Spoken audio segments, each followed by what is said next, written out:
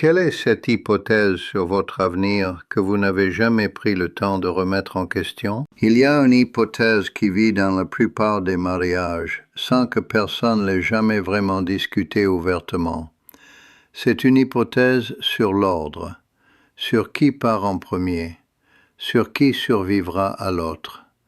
On n'en parle pas, c'est trop inconfortable, c'est trop sombre, trop réel, trop définitif. Ce n'est pas le type de conversation qu'on a autour d'une tasse de café le dimanche matin. Ça vit sous la surface des choses, implicite, tacite, jamais énoncée.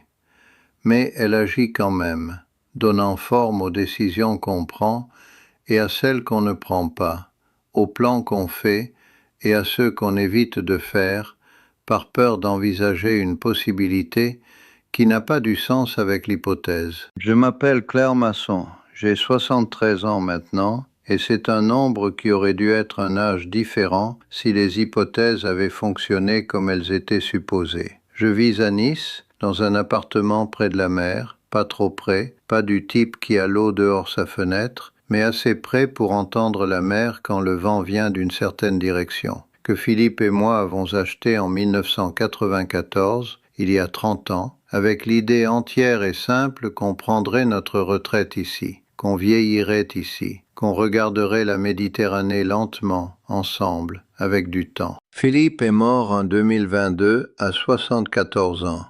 C'est récent, c'est seulement quelques années.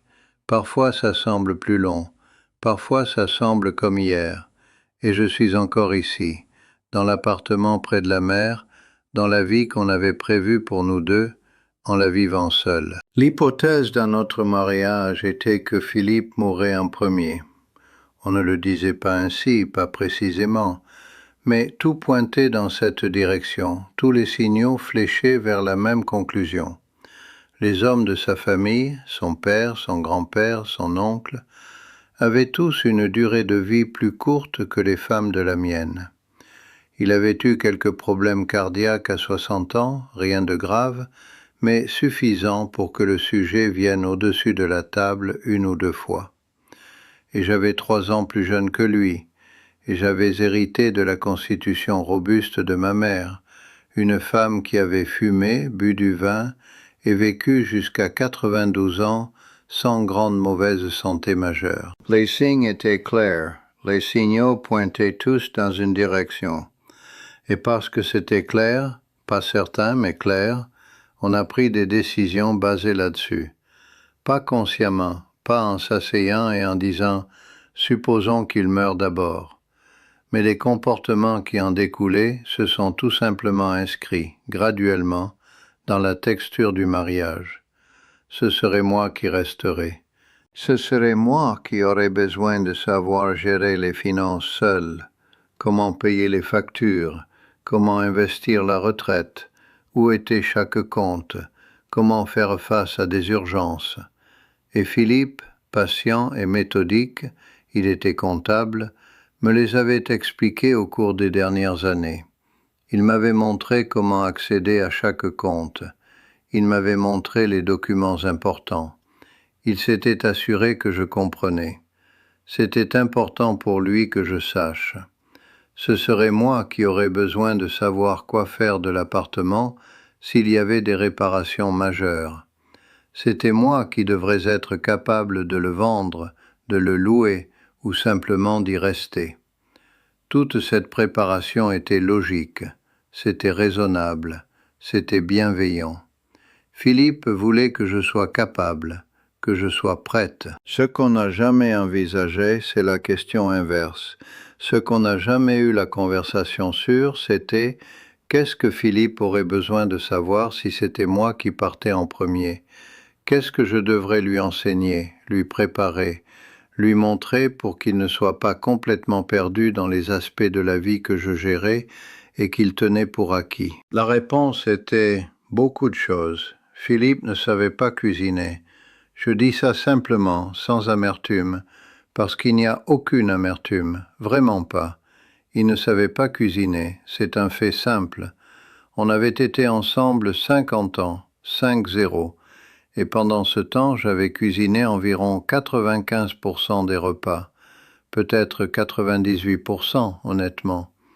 Non pas parce qu'il était d'une autre époque, quelque homme nostalgique qui croyait que c'était le travail d'une femme. Ce n'était pas ce genre d'homme. Il était moderne dans ses pensées. Le problème était simplement que ça ne l'intéressait pas, et que moi, oui. Et dans un mariage, les choses se distribuent naturellement selon l'intérêt et la compétence. Il aimait manger, il ne voulait simplement pas faire l'effort de l'apprendre. Mais si je partais en premier, si j'étais celle qui n'était plus là, il aurait besoin de manger quelque chose. Il aurait besoin de savoir comment faire des choses basiques, et je ne lui avais jamais appris parce qu'on n'avait pas envisagé cette possibilité. On l'avait envisagé pour moi, pas pour lui. Philippe ne savait pas non plus où étaient beaucoup de choses dans la maison. Pas le type de choses qui sont dans des tiroirs précis ou des endroits évidents. Il savait où était le fromage au réfrigérateur, il savait où étaient ses vêtements. Mais le type de choses qui sont dans la tête de la personne qui organise le foyer, qui tient les détails invisibles d'une vie ensemble. Quand on change le filtre de la hotte de cuisine, et où on l'achète, et comment on sait quand c'est le moment, où le médecin garde les dossiers médicaux, qu'est-ce qu'il y a dans le congélateur, et depuis combien de temps c'est là, et est-ce que c'est sûr de manger? Quand vient le technicien du chauffage, et qu'est-ce qu'on a mis sur le calendrier, et où est le calendrier? Ces choses vivaient dans ma tête. Elles n'étaient pas écrites. Elles n'étaient pas organisées d'une manière que quelqu'un d'autre pouvait accéder si j'étais parti en premier. C'était la texture vivante de comment j'interagissais avec la maison. Et si j'avais été celle qui n'était plus là, Philippe aurait été très perdu. Pas en cas d'urgence, peut-être il aurait trouvé sa façon, mais dans les 1000 petits détails de la vie quotidienne auxquels je n'avais jamais pensé à lui apprendre parce qu'on n'avait jamais envisagé cette possibilité. La mort de Philippe m'a appris quelque chose de profondément paradoxal, quelque chose qui m'a arrêté en pleine douleur. Se préparer à survivre à l'autre, ce que j'avais bien fait, je l'ai réalisé, parce que j'ai été capable de gérer la maison, les finances, l'administration. Ce n'est pas la même chose que préparer l'autre à vous survivre. Ce sont deux préparations entièrement différentes. Et j'avais fait la première. Je n'avais presque pas fait la seconde. Il y a deux préparations nécessaires, pas une. Après la mort de Philippe, dans une phase sombre, où j'essayais de comprendre comment j'étais devenu une personne entière et soudain une personne sans le contexte qui m'avait défini pendant 50 ans, j'ai commencé à faire la seconde préparation, non pas pour lui, qui ne pouvait plus en bénéficier, mais pour moi-même, pour avoir clairement ce que je laisserais si c'était moi qui partais premièrement. Et aussi comme un exercice mental pour ne pas répéter l'erreur avec mes enfants, pour m'assurer qu'ils sauraient comment faire, comment vivre vraiment, si je n'étais pas là. J'ai fait une liste. Ce n'était pas une liste de papiers et de comptes bancaires et de mots de passe. Ça, Philippe l'avait organisé avec soin. Et j'ai continué son système, je l'ai étendu, je l'ai amélioré. C'était un autre type de liste. C'était une liste de l'invisible, les choses que je sais faire, les choses que je fais régulièrement sans y penser, les choses qu'on suppose que quelqu'un d'autre sait ou peut découvrir, mais qui nécessitent réellement une certaine connaissance, une certaine transmission. Comment faire les choses que j'aime? Comment organiser la maison d'une manière que ça reste sain et agréable? Comment gérer un ménage? Quelles sont les dépenses régulières qu'on tente à oublier? L'assurance de la maison, l'inspection du chauffage, le nettoyage de la gouttière. Comment faire face à la solitude quand elle arrive?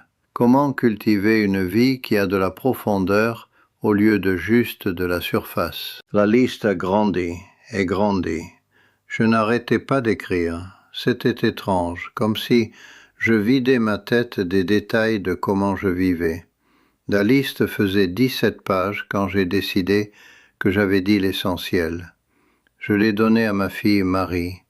Elle l'a lu. Elle m'a dit qu'elle l'avait lu lentement, sur plusieurs jours, parce que certains les passages l'ont fait pleurer. Et après l'avoir lu, elle a levé les yeux et a dit qu'elle n'avait jamais pensé qu'il existait ce type de savoir, qu'elle avait pensé que les gens naissaient sachant comment faire les choses, qu'elle n'avait pas compris que tout était appris, qu'elle ne réalisait pas qu'il y avait tout ce détail, toute cette attention, toute cette intention derrière comment sa mère vivait. C'est exactement ça que je veux que vous envisagiez maintenant, pas comme une dépression, comme une question. Si vous étiez celle qui partait en premier, qui resterait en arrière? Qu'est-ce qu'ils ne sauraient pas? Qu'est-ce que vous tenez pour acquis qu'ils savent? Qu'est-ce que vous gérez silencieusement qui rendrait la vie plus difficile si vous ne l'aviez pas?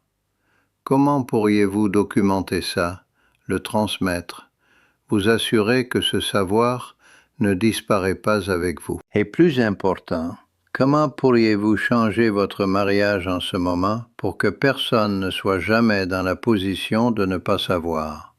Comment pourriez-vous commencer à enseigner ces choses, même si l'hypothèse est que l'autre partira en premier? Juste au cas où l'hypothèse se révèle mal, abonnez-vous et restez. Laissez un commentaire si quelque chose dans ceci a résonné avec vous. Avez-vous eu cette hypothèse sur l'ordre dans votre relation? Avez-vous fait les 2 préparations ou seulement une? Je m'appelle Claire Masson, j'ai 73 ans. Je vis près de la mer dans l'appartement qu'on avait prévu pour nous deux. La liste que j'ai laissée à Marie fait 17 pages. Elle couvre comment vivre si je ne suis pas là. J'espère sincèrement qu'elle n'en aura pas besoin de sitôt. Mais elle est là. Et si quelque chose m'arrivait demain, au moins quelqu'un saurait. Au moins il y aurait un plan.